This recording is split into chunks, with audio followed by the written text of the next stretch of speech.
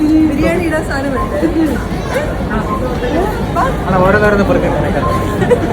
തിരിച്ചു വരുമ്പോ ഒക്കെ കയറ്റിരിക്കാം. 5 രൂപ മുട്ടായി പിടിക്കാൻ എത്രയൊക്കെ കെറ്റപ്പ്.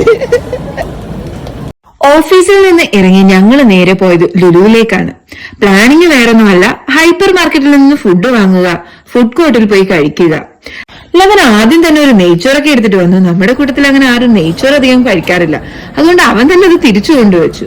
എന്നിട്ട് ഞങ്ങളൊരു മലബാർ ബിരിയാണിയും ഫ്രൈഡ് റൈസും കടായി ചിക്കനും കേരള റോസ്റ്റ് ചിക്കനും പിന്നെ എന്തൊക്കെയോ വാങ്ങി.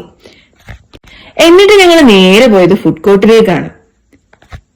എപ്പോഴത്തെയും പോലെ ഫുഡെല്ലാം ഞങ്ങൾ അങ്ങോട്ടും ഇങ്ങോട്ടും ഷെയർ ചെയ്താണ് കഴിച്ചത്.